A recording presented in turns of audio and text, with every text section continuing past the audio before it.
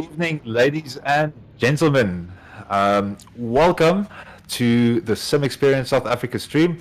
We're running the Aussie V8 on Oran Park. It's going to be a really awesome night. We've got two races running. First race, just the normal qualify, and then we're racing that. And then a second race will be run in a reverse grid format. While the races are prepping, just a quick thing about Oran Park. It actually doesn't exist anymore. So it's been demolished in 2010, and it's now just a bunch of houses. So you've got a whole different breed of Ford driving around there these days. And it had its first race in 1962. That's quite a while back. And then it was actually extended to the current length in 1974. It was a big fixture of the Australian Touring Car Championship. And they also ran the Australian V8 Supercar Series on this exact track. So the last race that was won here was won by in real life was won by a fellow by the name of Garth Tander, and it was in 2008. Track is kind of southwest of the Sydney area. Looking at the YouTube comments, we've got all the usual suspects. Ornay wishing everyone the best of luck. We've got Haxo Computer Services just wishing everyone good luck. Vosenayan Gaming, Melvin Goos saying, "Eish, here we go again." Yes, this is going to be quite a difficult one. Then we've got GameStream23 saying, "Let's go." And then Rob van der Heever also shouting for Craig. Tonight, I'm actually getting a bit of extra help. So with me in the studio, we've got Dirk Brandt. Dirk, if your mic is enabled, feel free to say hi. Yes, good evening everybody. Thank you for having me. I'm looking forward to a good race here. This looks like it could be a lot of fun on this track with these cars. So just before we get the times up for qualifying, can you just bring us up the standings? So we'll have a quick look at that. Also, as was named said there, happy Father's Day to everyone, to all the fathers racing, to all the fathers watching. Hope you had an awesome day. So looking at our championship points, we've got Timo Smith barely leading with 73 points, closely followed by Dani van Rooyen. And then our Dennis Mitchell representing Sim Experience South Africa. Fourth, Pieter Grobler. Then we've got Melvin Goos, who's been quite good on his comeback drives. Then Pieter Gelnhuys, Dylan Versaghi, our Monet Deploy, who's our resident video editor. He's done the videos for the series. Rowan Bauer bringing in position 9. Ian Upton, position 10. Sean Webber and Sean Johnson, 11 and 12. And then we still have a few of them left. So then we've got James Leach. Dani Stander, 14, Maurice van Wyk, 15, Harvey Goos, 16, Rian van Westhuizen, Mitchell Rust, Jason Craig, Herman Nieuwoud, and Skalk Versaghi. Kind of rounding out the pack, so quite a few people there. Quickly having a bit of the look at the weather at this track. So being Australia, it's quite warm, although it's a bit cool for Australia, so we're running in the middle of the day, and the track is 35 degrees Celsius, so it is going to wreak a little bit of havoc on the tires, but not as much as usual. So Dirk actually went and ran in each of these cars, and Dirk, I know you said that the back end on these cars is quite squirrely. Yes, indeed. That's correct. Yes, that's the very first thing I noticed when I ran them. They are monsters under throttle. So especially out of this turn here, the last corner before you reach the straight, I expect people may get a little bit over eager on the throttle, especially if you're being followed closely by somebody else, and it's so easy to spin them. Yeah, no, that is quite the difficulty with these cars, and this track itself. I mean, this is going to be all about braking, keeping up that minimum apex speed, and making sure that that you're not losing out due to mistakes. There is not much space here, so currently we're watching Donnie's Thunder go around the back portion across the Yokohama Bridge on the north part of the circuit, and to our left you can kind of see a little small track there. That's a go-karting circuit that's kind of part of the complex, and that actually utilizes the track. So with the track width that almost feels at home for karting, this is doesn't leave much room for these beasts around the track. I know, Derek, you said this that last corner, Recaro corner. I think you took the back end out a few times. Yes, for sure. Recaro, and similarly Coca-Cola corner, which is the first real corner, shall we say, just before this bridge. Same thing there, yes. We also saw in testing quite a few people just spinning it out, getting too eager on the throttle. So just a quick thing. So Coca-Cola, if you're looking at the track map on screen, it's that's a rightmost corner at the same level where the track kind of crosses over itself, and before that on the main straight. We've got a corner that's called the sweeper, but earlier, I think it was it 1985? Yeah, in 1985 to 1998, it was actually called Pepsi Corner. So we've got those those two brand names kind of competing, but thankfully now it doesn't have the two of them together. Yes, I think you also remarked the bridge, actually, same thing. It changed from Goodyear to Yokohama Bridge. Interesting. At the same time, we had the change from Pepsi to Coca-Cola, or from the Pepsi and the Coca-Cola names. Yeah. But the corner names here seem to kind of fluctuate over the years. Yes, yeah, it's interesting.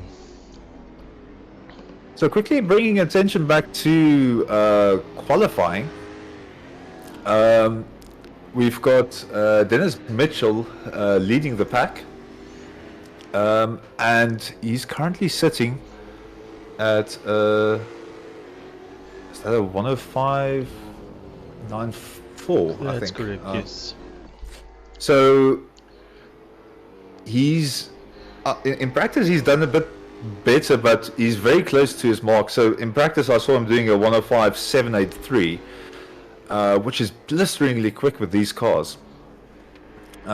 So he's now sitting at a fairly solid time, and then the next driver from him, Dylan Fasaki, in the 106s. So Dennis is going to be the man to watch here. He's got some tremendous pace in hand. And then further down the pack, we've got our championship leader Timo Smit, only sitting in at a 106.7, and his previous lap wasn't his best. He has a small gap to make up to Donny van Rooyen, so he can improve, and we'll see what we can do from there. We do have a bit of traffic building up at the northern part of the circuit. So we're running the GP circuit, and it's got two parts. So the northern circuit is kind of a bit of a figure of eight that sits at the top of the complex, and then the southern circuit looks like a drawing of a small mountain, and these two are combined to create the GP layout. Um, and Timo Spin unfortunately finding a wall there. Yes, that was So not commentator's curse. It happened right before I switched over to him, I must point out. Not after. yeah, we're yet to develop our commentator's curse in the series. Ooh, there you go, the, Tony. the guys are usually very good on the camera. So Monet the Pro running the Coca-Cola delivery as per usual across the Yokohama Bridge, and we'll see how he manages here. You can see it's really tricky not to run too wide on these corners with the kind of weight that you're carrying through, and it's unfortunately down on his delta, but it is quite tricky here. You can see avoiding a lot of traffic. Some guys spinning out, so making it really difficult to put in a clean lap, and you can see how easy it is to lose time with this track, and that main straight going to be the really important one. Dirk, wanted to know, can you maybe take us through one of the onboard laps and kind of explain your perspective from actually having driven the circuit in the cars? Sure, yes. This is definitely not going to be one of those professional onboard laps by the professional aliens, but yes, here we go with Dennis through the sweeper, and it's a tricky one because you have to start braking for this is Coca-Cola corner. You have to start braking while you're actually turning through there. Then out of there, as I said, it's quite tricky not to get too squirrely. This corner is, I found, is quite tricky as well. It's easy to run too wide on exit there, and a very similar one on this. And again, if you run too wide there, then you cross over the bridge, and it's a bit blind into here to the right, but after a while it becomes automatic. Similarly, this one also quite a blind corner. This whole section it's quite twisty. I don't expect much passing to be done there. It's just a matter of keeping it safe. And then this is probably one of the trickiest ones, as you can see there. It's completely blind through there, and into the last corner again, where there you see it. It's so easy to lose the rear there, and once you lose momentum there and a guy is on your tail, he will have you over the line. It's again just looks so tricky from this perspective. The first car that I raced on this was a MX-5, and that felt right at home, but a bit less power. It's quite a bit of a contrast, yes. I imagine the slower cars may be a lot of fun on here, in fact. Yeah, this for me something like a Skip Barber might be the perfect car for this track. True. The Skippies, yes, definitely. But for the V8s, I think Monet said that he's kind of just preparing himself for 20 minutes at a time of pure concentration. So he's looking forward to it, but he's also a bit careful because he knows that this is not going to be on the overtake. It's all going to be about who's going to make the first mistake and who's going to get taken out in unfortunate incidents. Exactly, and I think that is something that somebody like Dennis could, sure he's quite a bit faster. He's 3/10 just about faster than the second guy, but I think he will be quite nervous about that as well, because as soon as you make a mistake and you end up at the back of the field, it's not going to be so easy to pass. And of course, that's also going to be make for a very interesting second race with the reverse grid. Definitely, yeah.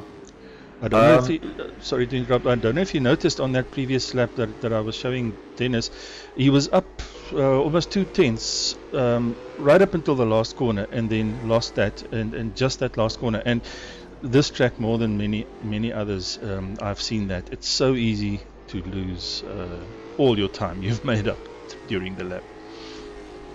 Yeah, and you earlier when we were talking offline, you discussed corner exit speed. And with this last turn, it's really difficult because you've got the turn that widens at the end, but you've got a wall there, so you can't really utilize anything that's a curb or something like that. So it's really difficult to keep it on the limit, and then just get that nice momentum going through the corner. And it's also difficult with the braking zone being downhill and then moving into an uphill undulation. So that weight transfer makes it really difficult to gauge your braking point correctly. Definitely, I can only agree. And something else I didn't mention earlier that I've noticed with these cars is it's so easy to lock up the brakes.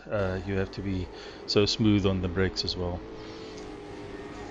Yeah, that, and I see a lot of smoke coming from the guys here Yes. that were watching, and yeah, it looks like they're quite on the limit, and Melvin goes just again. I don't know if the track is dirty or whether everyone's just having a really hard time there. Yes, that corner in particular, I found, and that last corner that I mentioned before, and the last corner for me almost it's not even you don't even have to be hard on the throttle. It's almost every time you go through that last corner, you have a bit of a twitch on the rear, and after a while you just start expecting it, and it's no big deal. But if you combine that with too much throttle input, you're in for a bad time. So I'm just quickly looking at the back of the field, and just seeing what the guys are doing back there. I think if my timing software is correct, Ruan for the Westhuizen is on a fairly good lap, but I might be mistaken.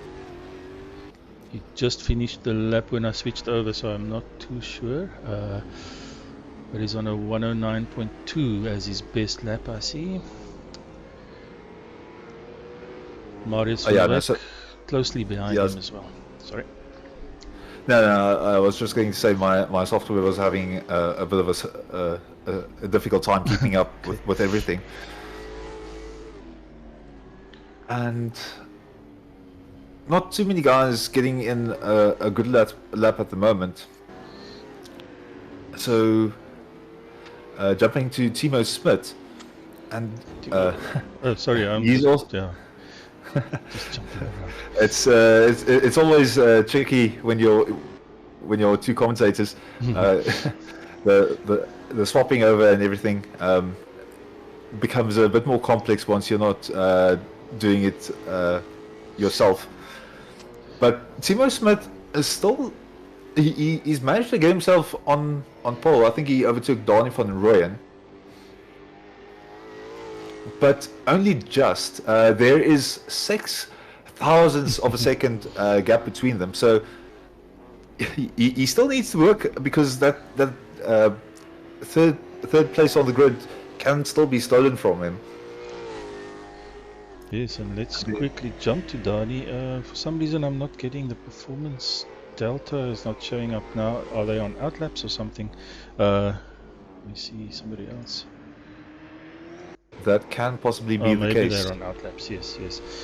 Yeah, sorry, that is, as you mentioned, with two commentators, but just in general as well, it isn't too easy to see who's on a fast lap without actually jumping to them. I don't have software that shows me who's in the green, so yeah, I have to jump here. Like Melvin, I see now is up on his time. That's jumped him up a position or two. So 6th position, I think Melvin can be very happy with that. Taking a bit of a liberal tour across the one corner there, but if the track limit system doesn't flag it, then I mean, what's fair is fair. Yes, fair. But he's still finding pace. Ooh, look at that, yeah. 6 tenths.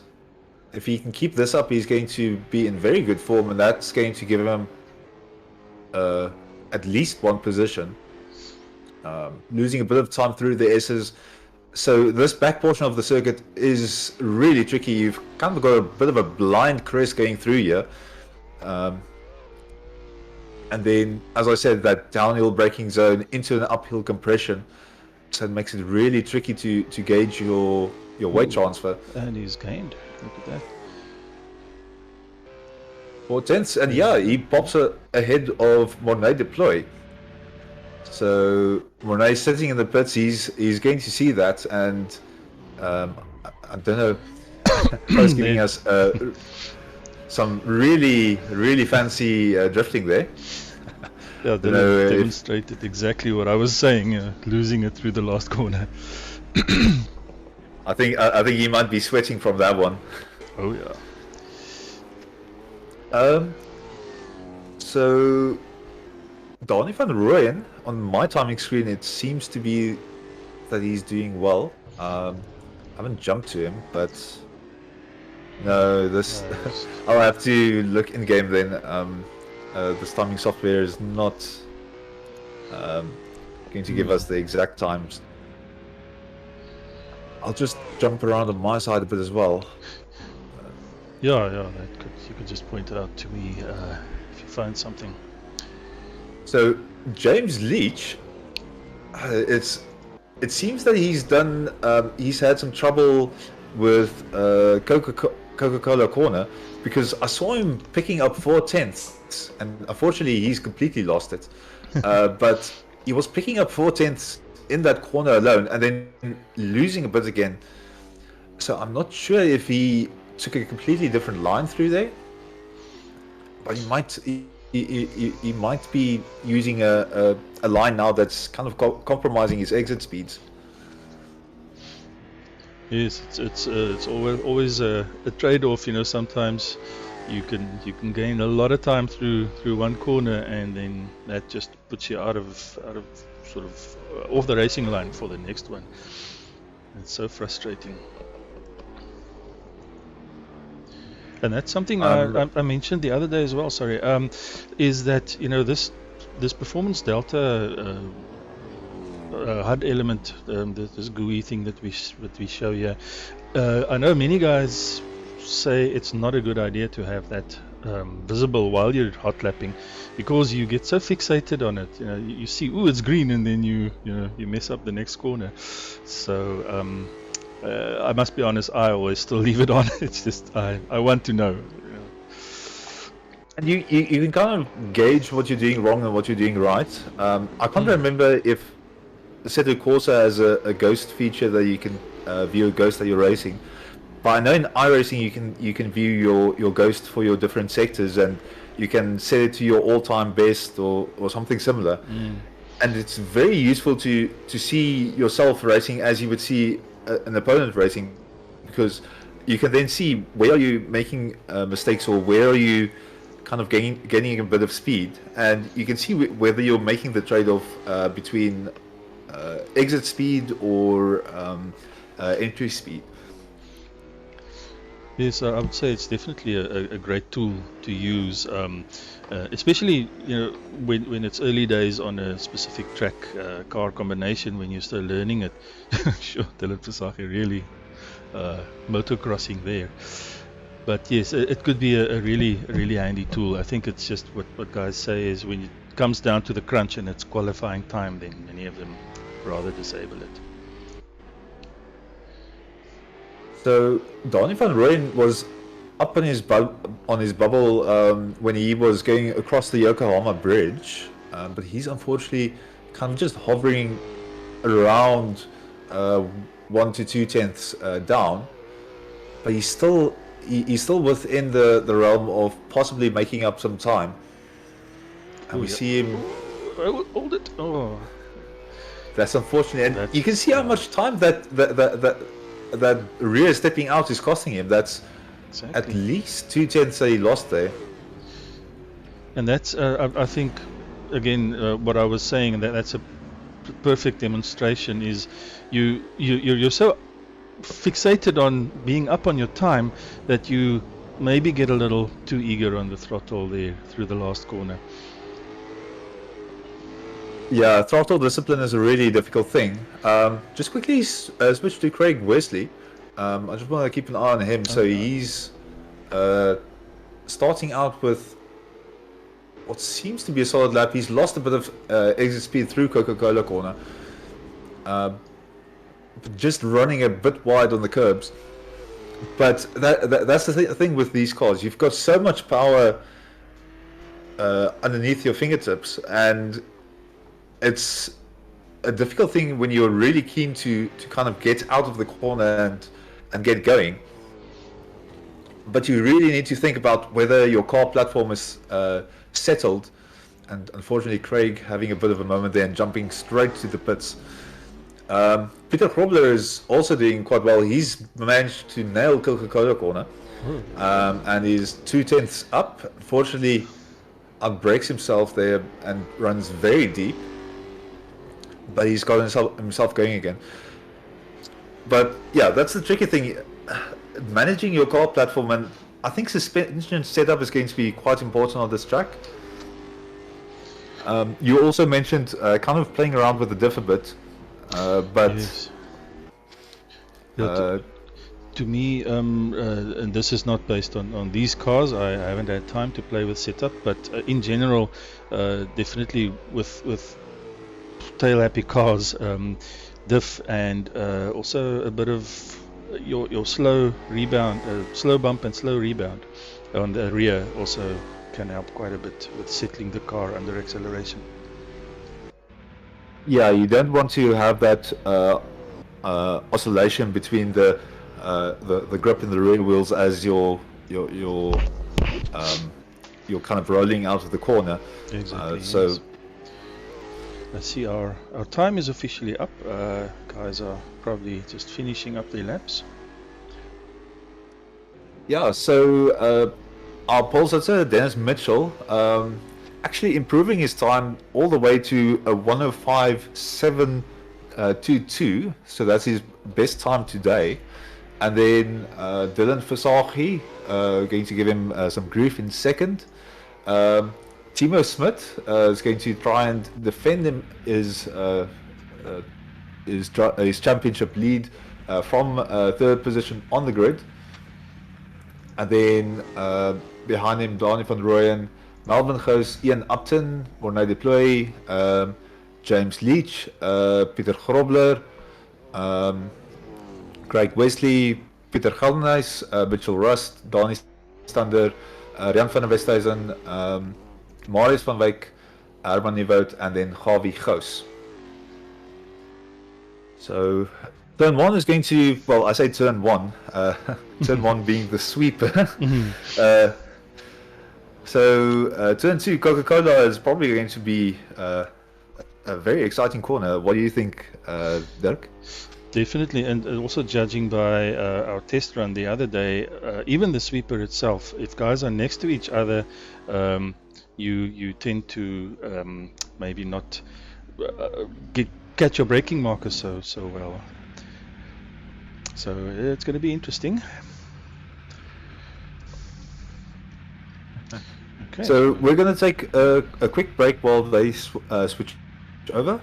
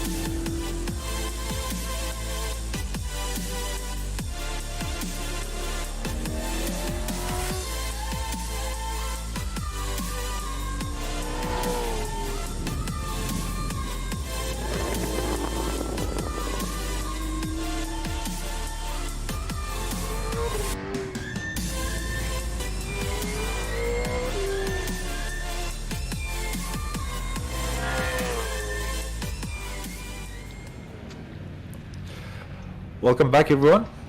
So we've got the cars just gridding up. Everyone making sure that they've got the correct fuel loads for the race, making sure they've got the correct setup, that they're no longer running qualifying setup. And 20 seconds to go. So right about this time, I think the butterflies are going to be fluttering in their stomachs. There's nothing like sitting on the grid, seeing the lights go up just there are at the moment. So we're waiting for them and running through all of the lights, and we're off. So really good start from Timo Smith, I think, and running almost 3 wide into the sweeper. Everyone just settling into position for Coca-Cola corner. Further down behind the pack, everyone seems to be getting through cleanly. I don't see cars going off, so that's really impressive, especially on a track this small. Oh, we've got sorry, Dennis. Dennis went off, in fact. We've got Dylan Fasaki leading, so a lot of chaos happening. I think I missed something. So Melvin Goos falling back a bit.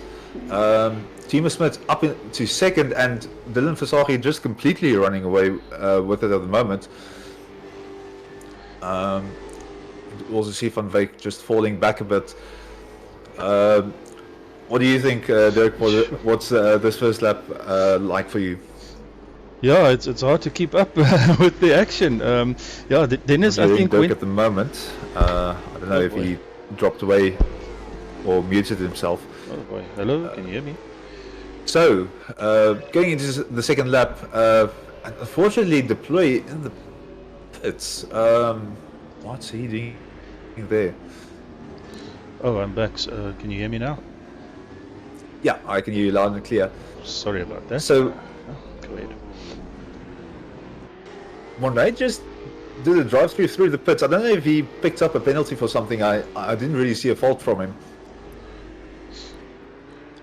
But that's dropped him all the way to the back. Timo Smith doing really well to get into the second position, and he's under pressure from Van Rooyen, just running 6/10 behind him.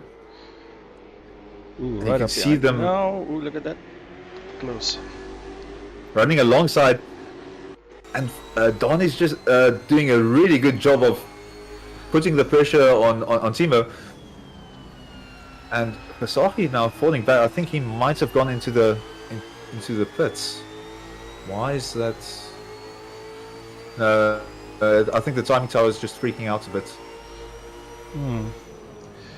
But anyway, so Timo has got this huge car in his rear window, and Daniel van Rooyen kind of making use of it to just put the pressure on and make him stress in this opening portion of the race. And you can see just how close they are. And yeah, that's right underneath his wing. Melvin Goos also looking to put a bit of pressure on Daniel van Rooyen, but not really close enough to make too much of a difference. Sorry about that. I always like to get the rear. No, sorry, I'll figure that out. But it's always cool to see the rear view, the rear facing camera, you know, if it's such a close battle. There we go. And he's going up the inside, and unfortunately it runs very deep, so we lost. And that's a lot. That's going to be cause quite a bit of chaos. So contact between Timo Smith and Daniel van Rooyen. Timo Smith is up and running again. Daniel van Rooyen up in position 4 now, so he's not coming off too badly from that. But I can think that Timo is going to be very angry about that one.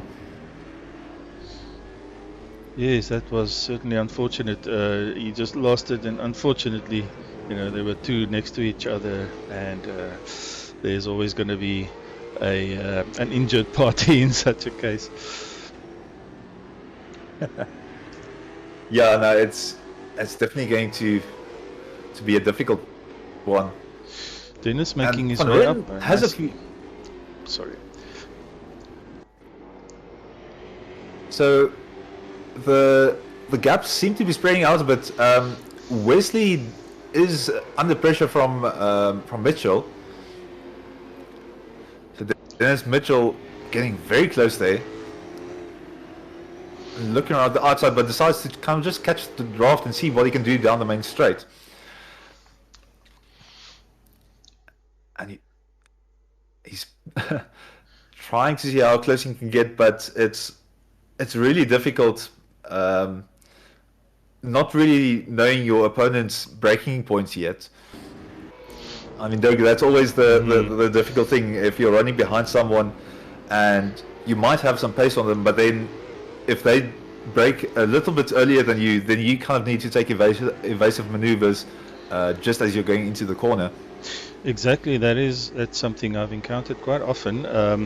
When the real fast guys come up behind us, how shall I say, regular human beings, they sort of sometimes expect you to break where they break, and they don't think that you can't break. I'm not saying Dennis is doing that, but sometimes they run into the back of you because they don't anticipate your braking marker. And the other thing I wanted to mention is also if somebody's been running in clear air all along, and suddenly you find yourself behind another car, it's very easy to get unsighted, to lose your regular braking markers because you're now concentrating on the car ahead. Most definitely. And I'm just looking here, this group, Pieter Grobler, Donnie van Rooyen, Craig Wesley, and Dennis Mitchell, all very close together. And this is kind of the battle on the track at the moment. Sure. Ooh, and Wesley just losing it. Thankfully, he's got the barriers of the bridge to help him, but that's going to give the gap to Dennis Mitchell. Yes, and I think that brings us to the point I think we were also discussing before the race, Johan, is on this track that it's a matter of being patient. If you're the guy behind, you just have to apply pressure and almost wait for that inevitable mistake to come, because it's so easy to make that mistake. Yeah, no, it's one split second too early on the throttle, and Van Rooyen is really piling on the pressure. And as we say that, you actually see Grobler running wide and jumping to the pits. So must be a disconnect, maybe. Not sure what happened there. I think he might have just missed his braking marker and damaged his car. James Leach is in a fairly good battle here as well with Mornay Deploy. Oh yeah, and that's very close to the back of Mornay's car, and you can see Mornay battling the oversteer out of the corner. So he is definitely feeling that white and pink car in his rearview mirror creeping up on him. It's good to see the Nissan featuring as well, and I like that color scheme. For some reason, I just like that white and pink black. It just really looks good. Yeah, I also like the fact that some of the guys are racing the Nissans.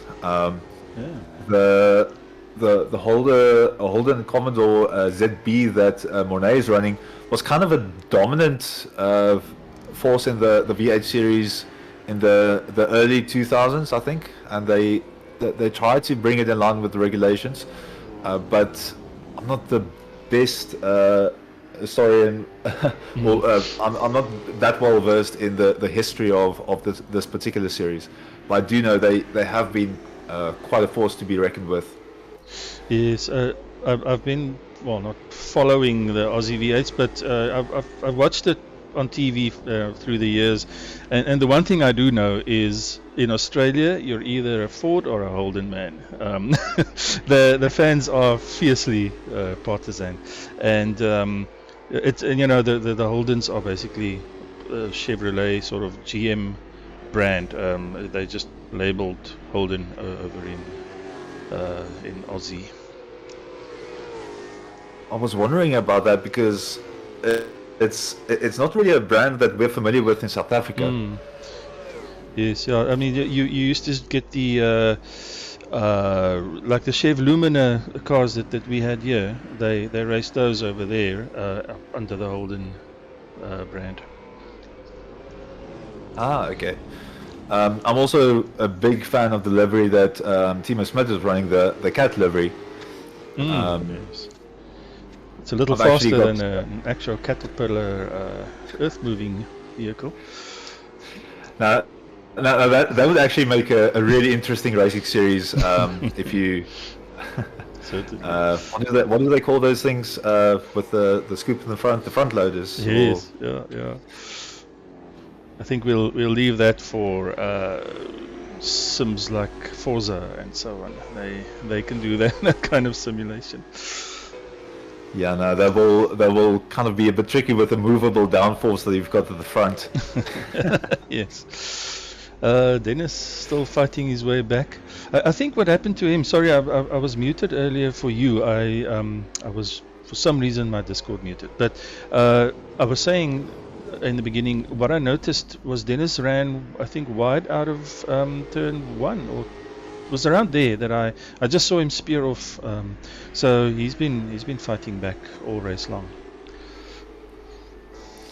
Yeah, it's difficult to be on the drive back because I mean you've got so much overtaking to do and you've got that risk of kind of just really causing a driver to act erratically when you're approaching them. Unfortunately, we've had a disconnection and you can see Mornay not really knowing what to do. It's always a scary thing when someone disappears in front of you and then just reappears right on your nose as you're entering the braking zone. Exactly, you don't know what to expect. Oh yeah, we've got two teammates and they are battling it out. I also see one of the cars back there taking a line across the karting circuit. Yes, I noticed. Not sure what that was about. Who would that be? What was that? Oh, sorry. Rian. Yeah, that was Rian, I think. Yeah, but I do think the karting circuit is a bit more tricky. If you've ever tried to run across it, you're basically just coasting through everything. Oh boy, yeah. But Donny Perrin up into third place is done really well to kind of drive back from that incident he's had with Timo Smith. And these cars are running so close to one another. That's Dennis Mitchell just 3/10 off the back of Van Rooyen. Yes, and Van Rooyen got a little bit of a wiggle on, so I wonder if he lost momentum. No, not quite. Dennis just doesn't have enough of a run on him. Let's see if there's any wiggles out of here. Oh, there it is. Oh, it's so hard, these cars. Yeah, that's that pressure that you spoke about. And in front of them, they've got Melvin Gous. And unfortunately, Melvin Gous has had a bit of a difficult time through some of these races. He's had some rotten luck in the past. But he's also kind of the king of the drive back. And unfortunately, that's Van Rooyen getting quite out of shape. Yes, and Dennis was just not close enough, I think, to capitalize. Either that or Dennis had to tap off himself to avoid him. I didn't quite see Dennis's angle on that. I think he might have been avoiding the incident because he still didn't know where Van Rooyen was going to go. Yes, yeah.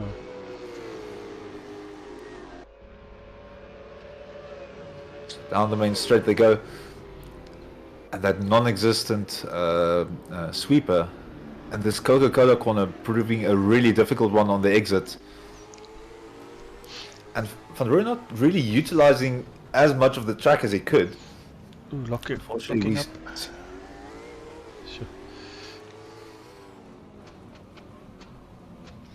And a lot of locking of the brakes happening now.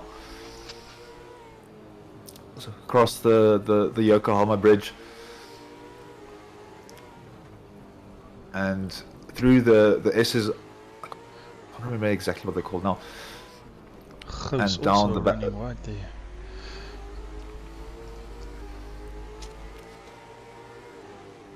So yeah, it takes nerves of steel to run this close, and they've got some back markers coming into view in front of them there. So I don't know how this is going to complicate things.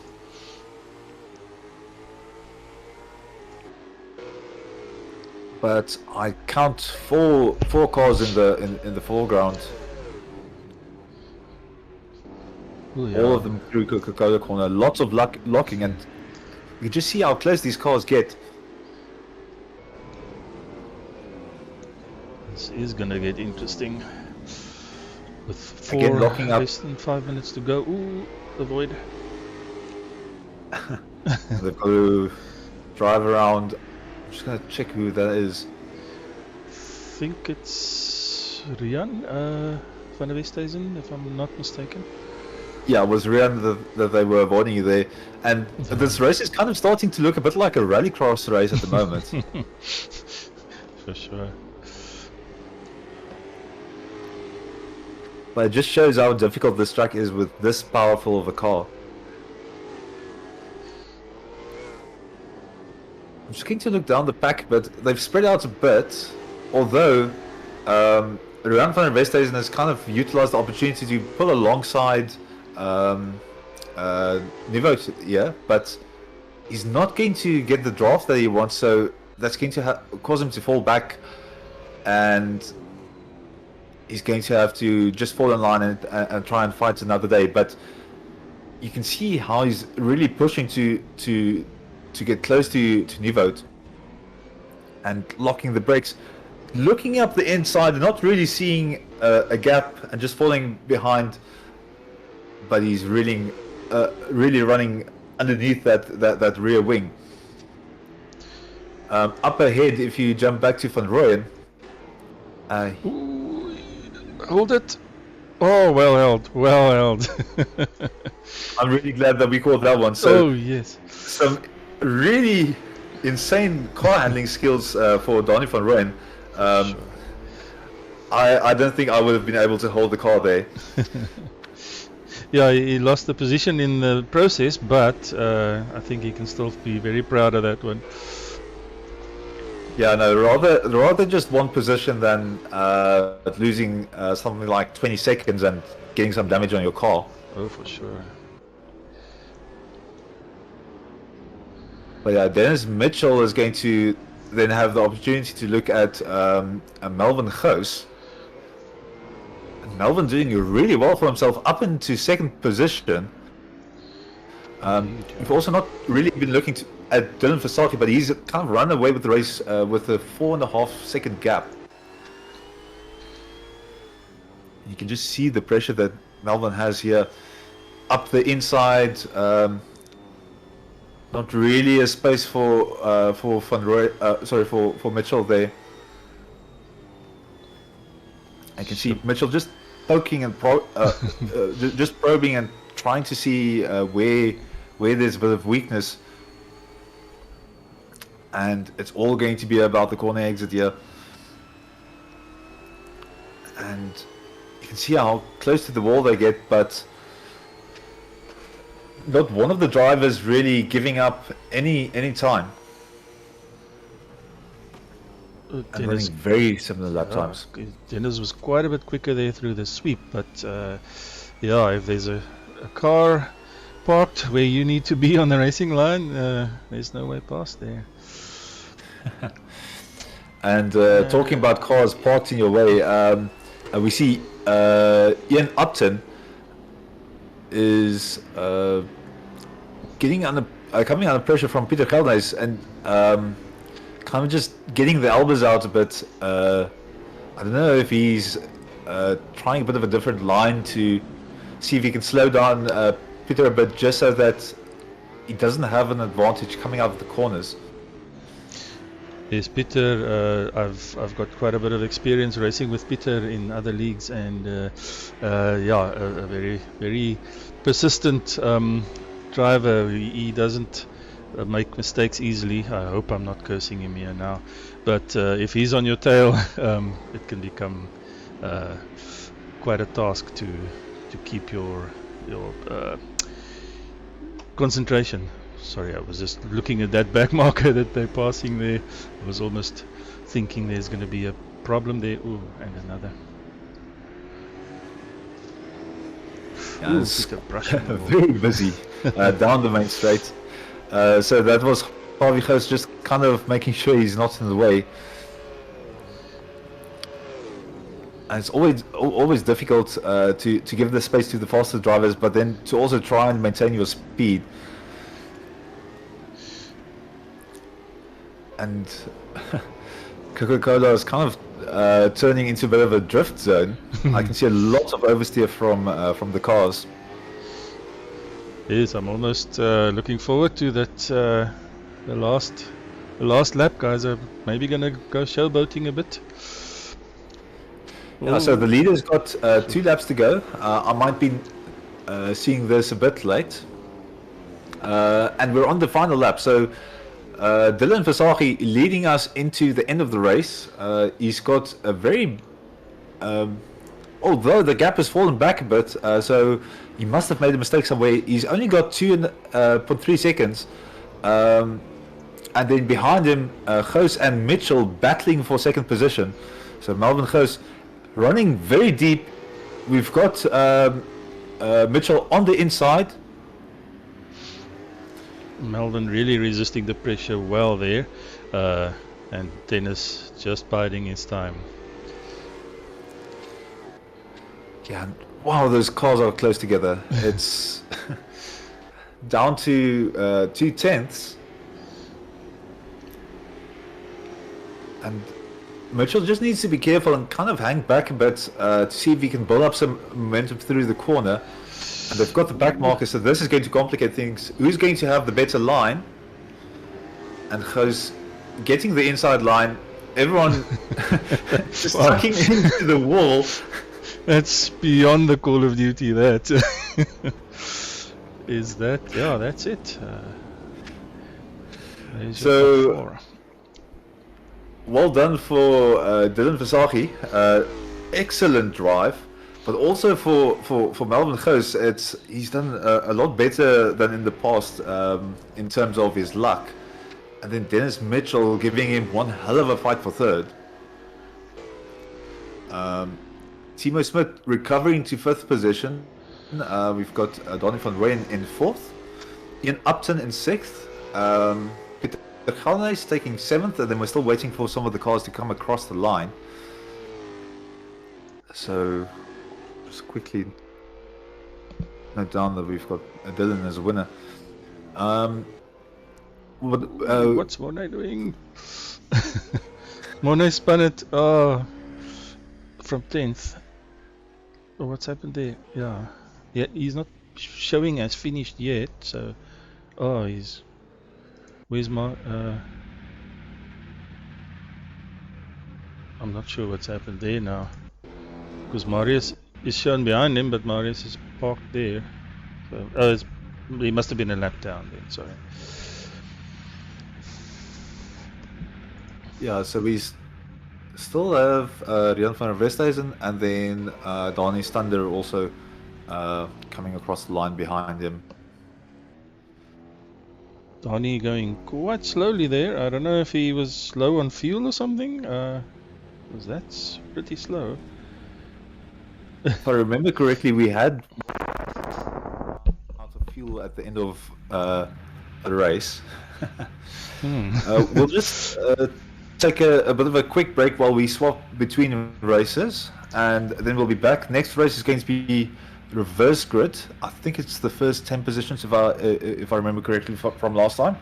But yeah, it's going to be a very interesting second race. Yes, looking forward to that. See you guys just now.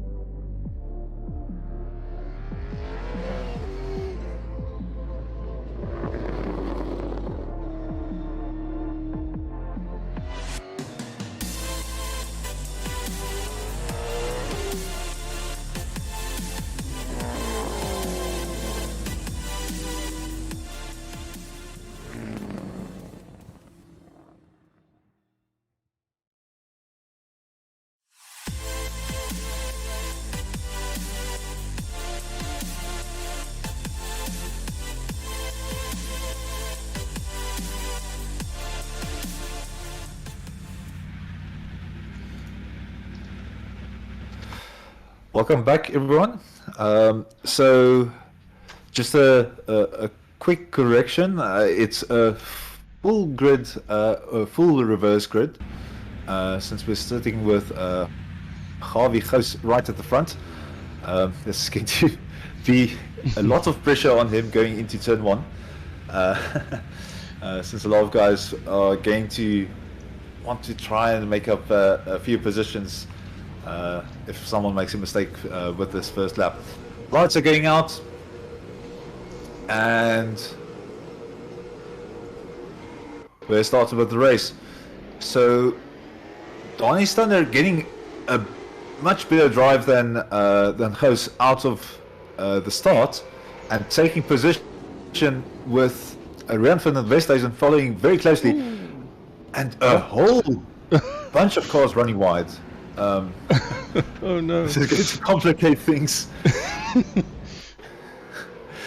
So the timing scheme is going to be all type of chaos. Oh no, Harvey right to the back. So that's unfortunately just the sheer amount of pressure, and it's so difficult starting out. And having to deal with that pressure. So Donnie's Thunder up into first place with a 2-second lead. Mitchell Rust then with Rian van der Westhuizen and Peter Gelnhuis and James Leach. And then Dennis Mitchell charging up the pack. Ian Upton and Dylan Versace also kind of looking to make up some positions.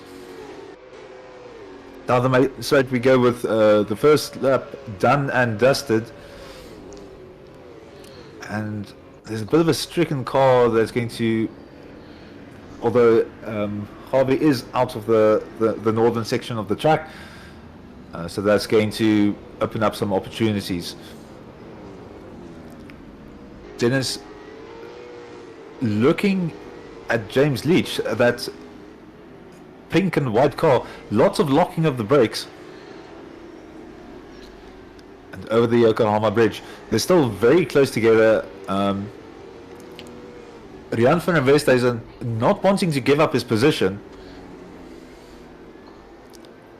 and then leading this whole bunch of cars. So even though he's finished at the back of the pack in the previous race, Rian is fighting for his position here, and you can see he's kind of getting the elbows out, making sure that the guys behind him really need to work for it, and doing well to keep the consistency up for the start of this race. So Peter, sorry. You know, there's so many close gaps here that I don't know where to follow. You know, it's a good problem to have though. Oh, did Dennis just make a mistake? I see him tumbling a bit down the order. I think he lost 2 positions there. Peter Gelnhuis is also dropping, so unfortunately a bit of a situation there in Coca-Cola corner. I don't know if there might be something extra hidden in that Coca-Cola, but and then Stander must have made a mistake, because he's now under pressure from Mitchell Mitchell Rust. Oh yeah, sorry, I missed that one. No worries. A lot of things happening at the same time. Sure, Versace. Oh, there's a whole bunch here. Yeah, so I was about to mention this. Running almost 3 wide into the sweeper, and then still 2 wide approaching Coca-Cola corner. Ooh. And that is a massive catch. amount of oversteer. Yes. Oh, this is the battle to watch, I think. This group. Yeah, this definitely seems like the place to be. So Versace making the pass on Mitchell.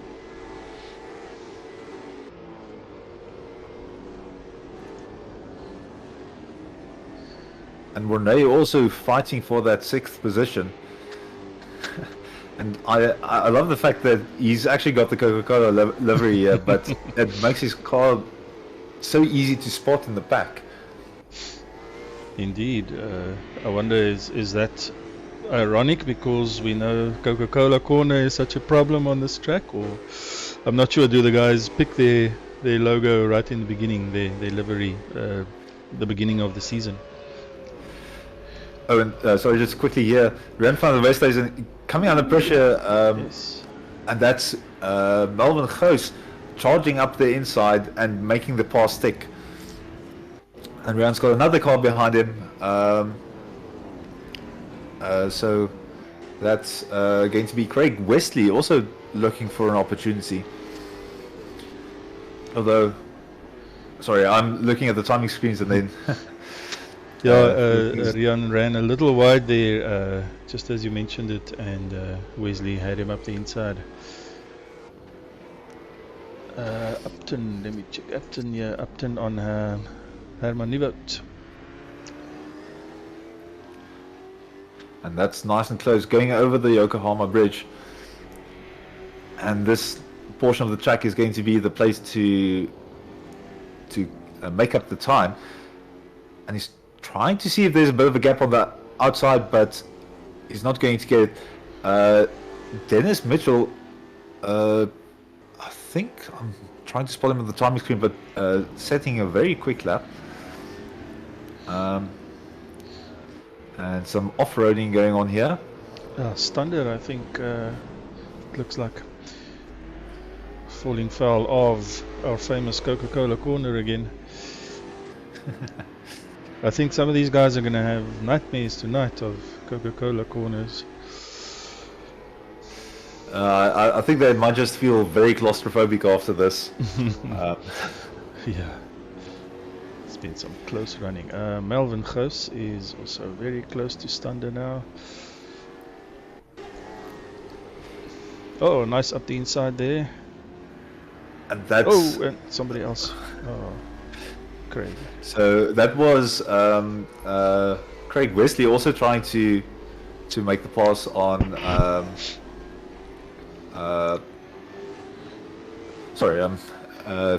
Was Stander, yes. Yeah, also trying to catch the gap there, but not really getting it done as cleanly. This battle rages on. The Versaghi Mitchell deploy one. Yeah, so Dylan is charging to try and get it to the front of that, that pack. I'm just looking at the YouTube chat again. I'm seeing Melvin Goos is actually in the chat.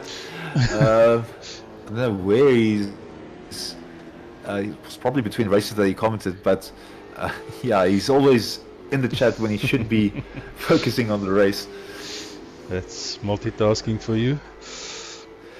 And then someone called Dev786, I'm not sure who that is, but also saying hey guys. So hey to you, Mr. Dev. And then Dylan's still fighting for that second position, but Donnie van Rooyen is not going to give him an easy battle. Oh, just as you say that, he locked it up under braking, lost the front. So maybe a bit of too much brake balance towards the front, possibly. Can't say. It could might as well be, or could very well be. Oh, Mitchell, sorry. Trying to find the close gaps here. There we go. Ooh, is Mitchell up the inside? No, it looked like it for a moment. Just saying hi and kind of making Van Rooyen a bit nervous. Oh yeah. Sometimes that's the only way. Just almost bullying your way past, without making contact, of course. But it's enough, maybe, just to get the guy. Oops, there was a bit of contact. But no harm, no foul. A little bit of a bump, just saying hi. Yeah. Maybe a bit of bump drafting, like they do in NASCAR. Honestly, if you're bump drafting around a corner, then No, then you're doing it wrong. but yeah, Dennis not letting up, and Donny van Rooyen feeling the pressure. In the chat we have Dave786 saying that would be Jay de Villiers in the Discord, which is me, also known as Diane de Villiers. Oh, hi Diane. Diane, sorry. So welcome Jay, or Dion, whichever you prefer. So nice seeing some fresh faces. Also, if you do want to kind of join in on this, I know my team principal from the F3 series I'm running was very angry when he only discovered now that this thing exists. But there's a Discord link in the description of the stream. You can go there and join, and go look at what Sim Experience is up to. I could maybe just add that if guys are used to F3, these cars wouldn't be too much of a handful for them, because they are similar in the sense that you can't just stamp on the throttle. You have to be careful, and if you can drive an F3, then you can drive these as well. They just don't have the downforce, of course. Yeah, and the weight that you've got behind the car also complicates things, because it's much more prone to kind of rolling through the corners and shifting the balance quite a bit. And that's the one reason why I don't really enjoy tin tops as much. I really enjoy the fact that you can drive with a car with a much stiffer suspension. Yeah, no, I agree. For me, the Formula cars are also the ones. They're sort of my first love of the series I take part in. So 8 minutes left, and we've unfortunately lost 3 of our drivers, and then Bit of an incident there. Rust lost. So that was just as I was about to say that Rust was leading, but that's a very, very unfortunate incident for Rust. So that places Versaghi back in the lead for the second time. Wow. But it's not going to be easy for him. Right behind him, Donny van Rooyen and Dennis Mitchell. And we've got a really good battle going on here for first position. Well, I say first. Ooh, outside. No, never mind. Sorry. Thought there was a mistake that would allow Dennis past, but he couldn't capitalize. Yeah, Dennis looking around the outside but not finding the gap. And Mornay in fourth position. Yeah. Made up some That's good quite time surprising. there. Yes. He was a bit behind earlier, so he made up some decent time. And we're on board with the Coca-Cola car through Coca-Cola corner. Nice. Imagine the sponsorship issues spinning out your Coca-Cola livery car on a corner named after your sponsor. It always reminds me of, or that makes me think of, at the Killarney racetrack here in Cape Town, in the bar. There's a photo there of, there was a corner where there was an advert. This was like in the late 80s, I think. The ad said, "Nothing holds the road quite like a Volkswagen." And during one of the races, there was a Golf, I think, that basically rolled, and the photo was taken with the Golf with all 4 wheels in the air, I think, with this billboard in the back saying, "Nothing holds the road quite like a Volkswagen." Quickly just look at Van Rooyen. So Mitchell going up the inside through the sweeper into Coca-Cola corner and just parking that car on the apex. And just some really nice driving there from Donny van Rooyen. So a bit of a shuffle, but back to the normal order of Versaghi, van Rooyen, Mitchell and Deploy. And unfortunately, I think that might be Ghost that unfortunately had a bit of an accident there. Oh yeah, there he is.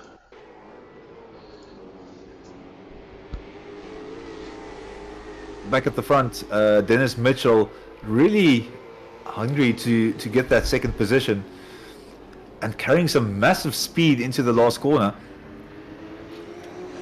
but not able to do much with that as he's got the car of Donny van Rooyen just parked in front of him, catching a bit of a drop, looking up the inside through the sweeper, and he's going to have the door shut on him. And that's going to complicate Coca-Cola corner for him. They're also doing really well to keep up with front runners. And he just got a slide on. Oh no, yeah.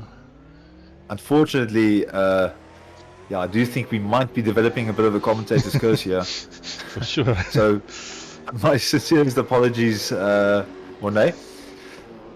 Meanwhile, Donny van Rooyen, consistent as ever, keeping Dennis Mitchell at bay.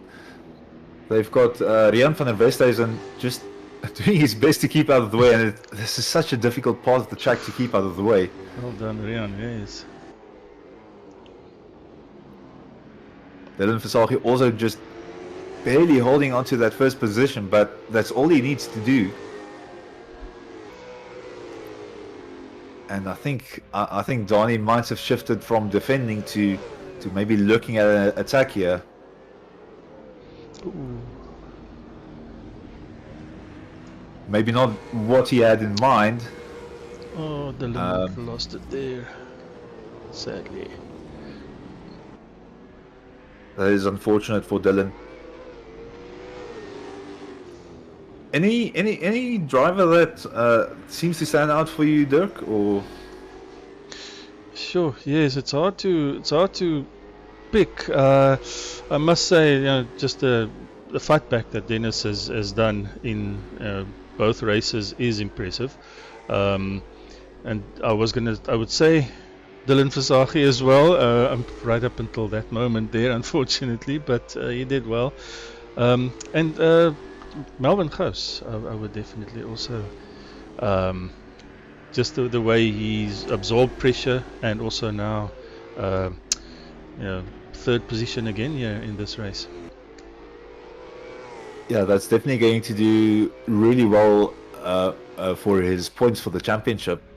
Our championship leader, Timo Smith, is having a bit of a rough time. I think this just might not be his kind of track.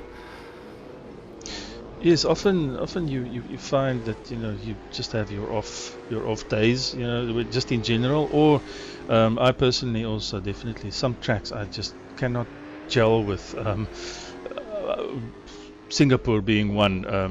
In some of the series I've done, I can never really get Singapore right. So yeah, you just have your bogey track sometimes.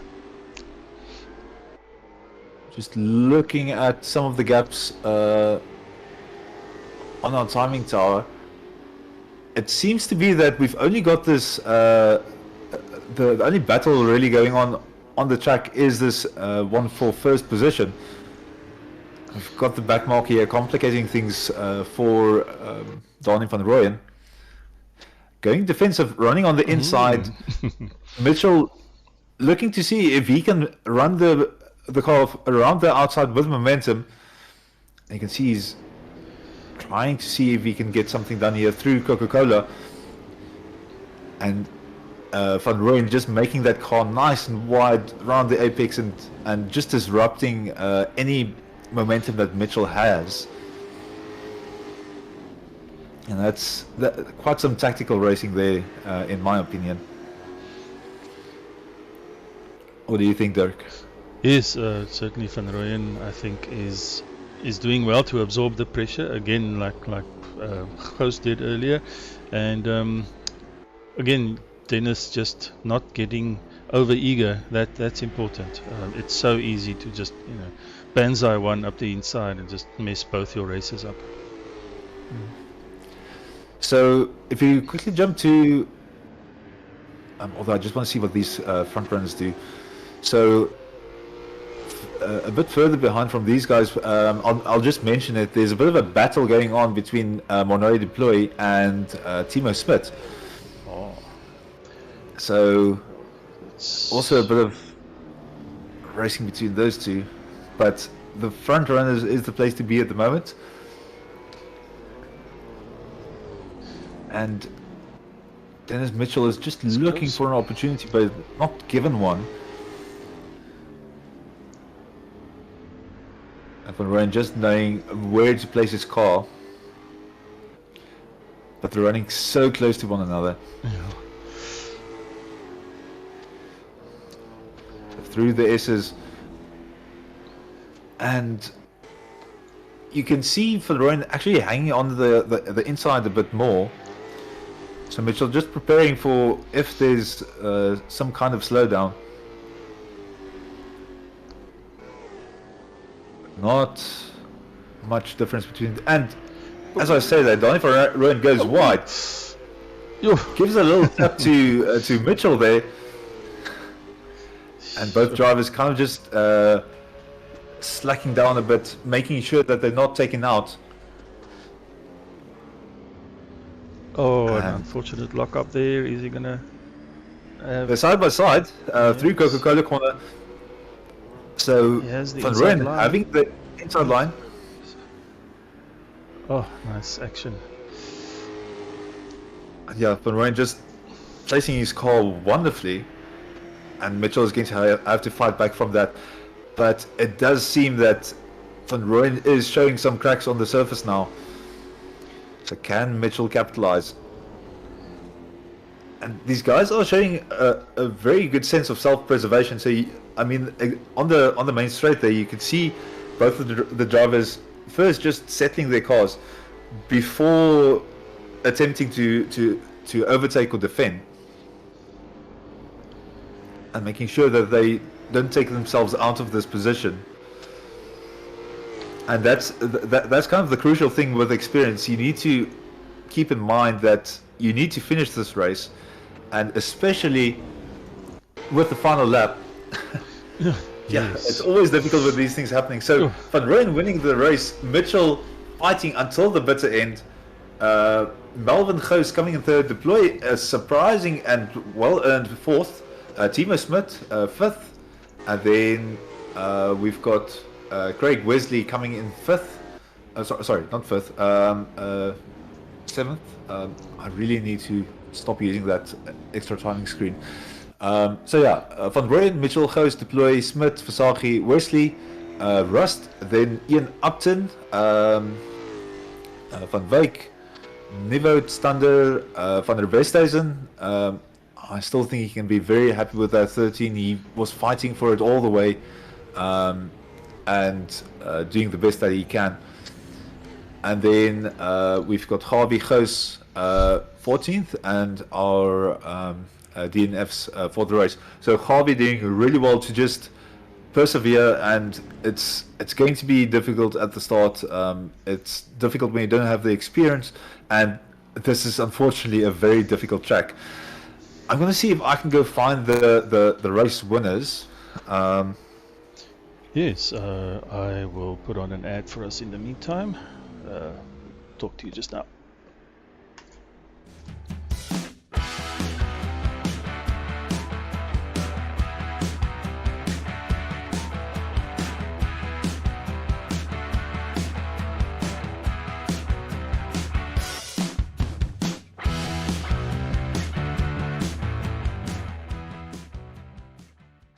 Good, thanks to you.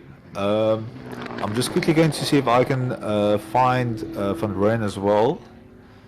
I'm not seeing him. But yeah, we just quickly want to have a bit of a chat with you about the race, if that's okay.